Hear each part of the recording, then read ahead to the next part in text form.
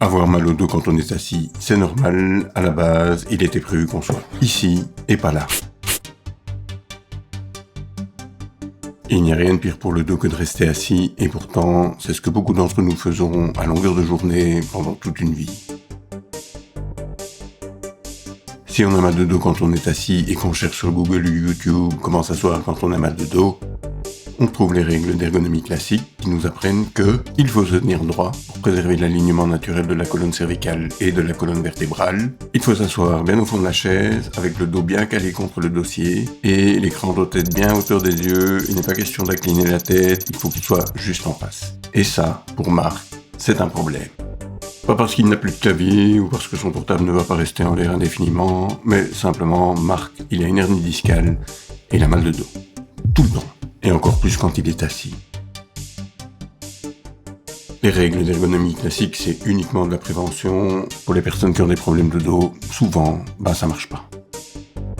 Pour avoir moins mal de dos quand on est assis, il faut une bonne chaise de bureau avec des accoudoirs réglables en hauteur et en profondeur et qui doivent être réglés afin d'offrir un bon support pour les avant-bras. Un support dorsal assez grand pour être en contact avec le haut du dos.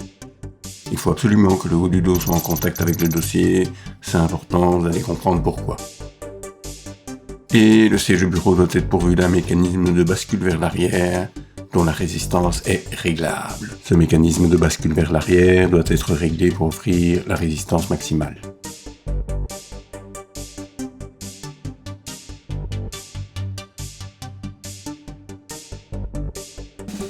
Ce qu'il faut encore, c'est ça. Et ça, c'est un simple chariot qui sert à bouger des meubles, on en trouve dans tous les bons magasins de bricolage. Moi j'ai acheté le mien sur Amazon, je laisse un lien dans la description de la vidéo. Et même un tout bon, avec de bonnes roulettes, bien solides, qui peut supporter de bonnes charges et roule facilement, ça ne coûte pas grand chose, et ça change tout. Et pourquoi ça change tout ? Parce que d'une part, ça permet aux pieds et aux jambes de bouger sans même que l'on y prête attention. Et d'autre part, ça permet de rester assis tout en gardant les jambes tendues. Et ça, pour ceux d'entre vous qui souffrent de sciatique ou d'hernie discale, vous aurez sûrement déjà constaté que c'est beaucoup plus confortable. Mais ce n'est pas juste une question de confort. Observez bien ce qui se passe lorsqu'on tend les jambes quand on est assis. Le bassin change naturellement d'orientation pour suivre le mouvement des jambes et la conséquence, c'est que tout le poids du haut du corps, qui est habituellement pris en charge par le bas du dos quand on est assis de manière classique, est maintenant pris en charge en grande partie par les muscles à l'arrière des cuisses, mais aussi par le haut du dos grâce à la bascule vers l'arrière du fauteuil de bureau.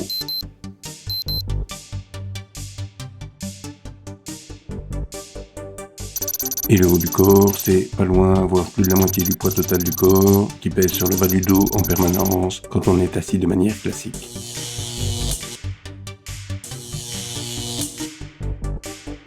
Il y a donc vraiment tout intérêt à trouver d'autres points d'appui pour prendre en charge le poids du haut du corps, et c'est exactement ce que cette manière de s'asseoir permet de faire. Le bas du dos n'est plus écrasé en permanence, ça n'appuie plus là où ça fait mal, et Marc peut rester assis plus longtemps et plus confortablement.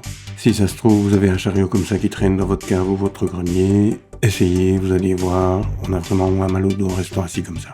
En tout cas pour Marc, ça fonctionne.